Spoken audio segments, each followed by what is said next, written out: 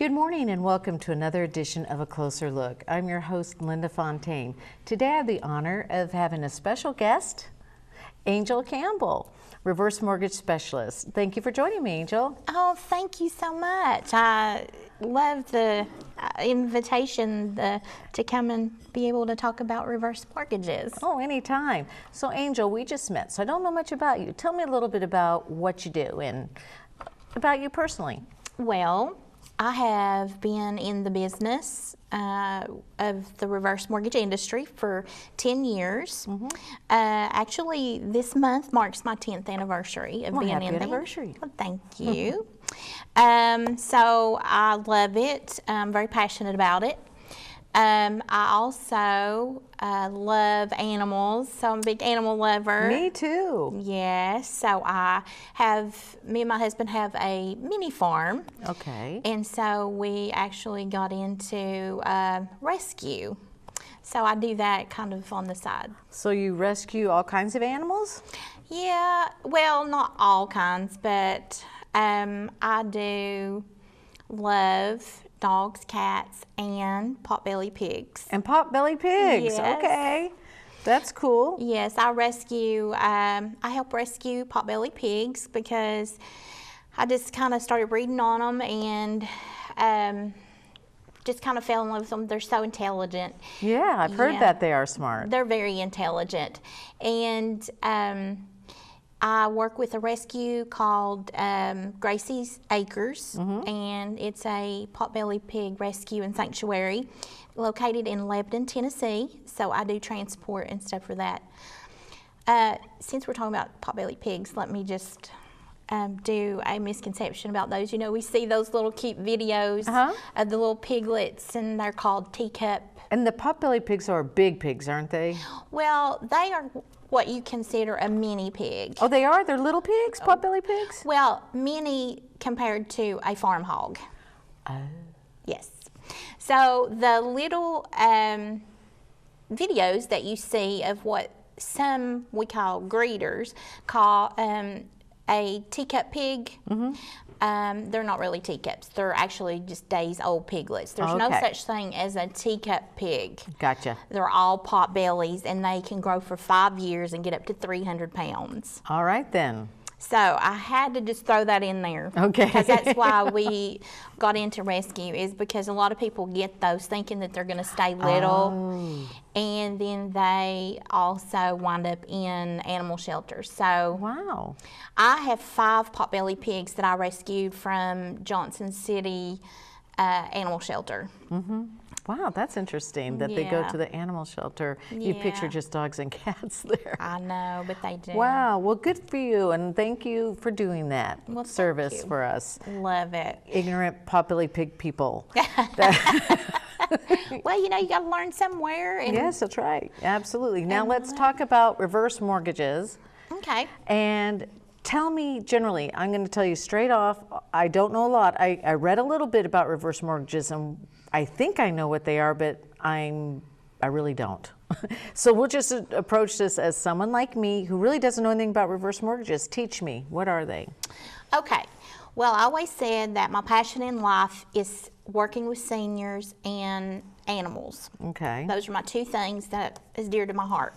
So reverse mortgages, just to kind of start from the top, is reverse mortgages have been around since about 1989, and they were created to help the senior citizen supplement their retirement and stay in their home and age in place. That's what it was created for. Okay. So in the mid-1990s, it became a very safe product when it became regulated by HUD and FHA.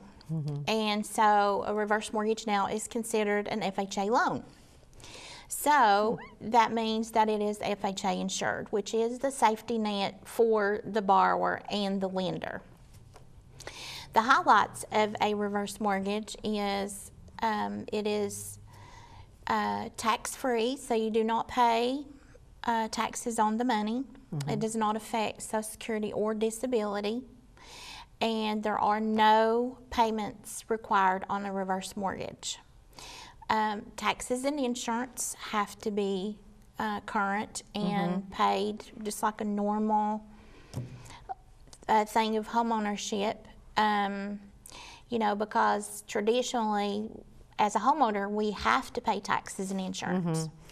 Yeah, that's So- one thing I did notice when I was reading a little bit about reverse mortgages, where it said people sometimes don't realize that they still have to keep up their property taxes Yes. and their homeowner's insurance. Yes. That it's not getting taken over by anybody else. And you have to keep that current or you will lose Yes. the loan. You will go into default. Okay. And so you can go in default, but you can on a traditional mortgage if you don't pay taxes and insurance as well. So that is a requirement of the reverse mortgage. The home ownership doesn't change. You still own your home. Your name is still on title. So that doesn't change. You just have to keep up the maintenance just like you do now. Nothing changes. You know, a reverse mortgage is a lien against the home, just like a traditional. Reverse mortgage is a very diverse product. And so, There's probably several different types too, wouldn't there be? well, the reverse mortgage product is just a product in itself. We have reverse mortgage like, we call it a refinance, Okay. where they can access part of their equity, a portion. And then we have also what we call a HECM for purchase, which is basically a reverse purchase. You can also buy a home with the reverse also. And it works the same way. There are no payments with the reverse purchase either.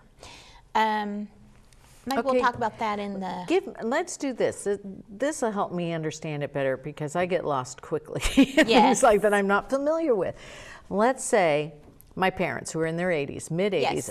my dad's in his upper 80s, and they own their home. I'm not sure what's worth it, but let's just say it's worth $400,000 because they Correct. live on an island. And they decide it's paid off. Let's say they wanted to do a reverse mortgage. How would that work? How much money do they get to take off that $400,000? First of all, you don't get to take it all, do you? No, a reverse is not a 100% loan. So a reverse is based on the youngest borrower's age, Okay. the interest rate, and the appraised value. That's So my how we mom being determine like 85, so you would go off her date, her If- date of birth. If Okay. she is youngest, yes. Yes.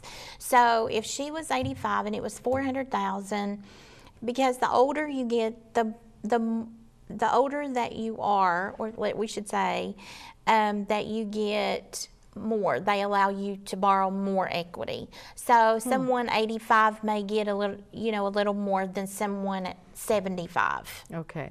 So it is based on the youngest borrower's age and the appraised value and the current interest rate. So how much do you think she'd be able to take off a $400,000 house? I don't know what their house is worth. I just threw that out there. Right. Okay, based on that, just off the top of my head, I think that she would probably be able to borrow somewhere around 200,000. Okay, so maybe around half. Yeah, Okay. at that age, yes. At that age, okay. Yes. So, you know, a lot of people are using reverse mortgages for different things.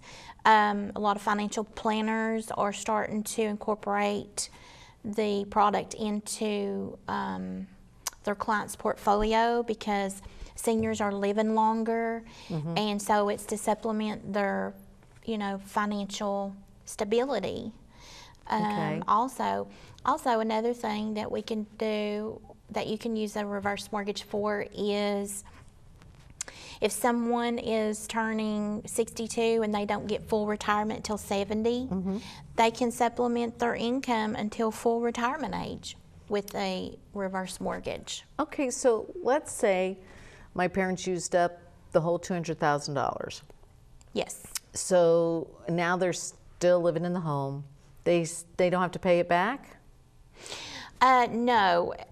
Now, with the reverse mortgage, if they are living in the home, they will probably never see that ever paid back because once they pass away, the last borrower passes away, the property passes to the heirs, but the debt does not. That is where the... So if they spent half of what their house is worth and it passed on to me, I don't have to pay back the $200,000. No, it is on, if you decide to keep the home, then you can buy the reverse out. But if you should decide Oh, to... well, if I want to keep the home, then I'd have to, okay, I got you. All yes, right. but if not, and you wanted to just sell the home, it would just be sold, and you have up to 1 year to sell the home. That's 6 months and 2 90-day extensions to sell the home. And would I get the other $200,000 out of it personally? yes, any remaining equity will go to the heirs All right, once the home is sold. interesting. But we don't have to worry about the other $200,000 that they spent. No. All right. No, because you never owe more than what your home is worth. Once the home is sold, let's say, for instance, as an example, if the home sold, okay, it was owed $200,000 on the balance, and let's say the home sold for, let's say we had a market crash, just worst case scenario, and it wasn't bringing what the balance was, and it only sold for $180,000. Well, you're at $20,000 deficit there from what is owed at $200,000, right? So when the home is sold, it'll sell for the $180,000. The $20,000 deficit is covered by the FHA insurance. Okay, we're just touching on this right now. So we're going to take a break and we'll come right back and learn more about reverse mortgages so we get the clear understanding about this, and Tom Selleck can't just talk me into anything.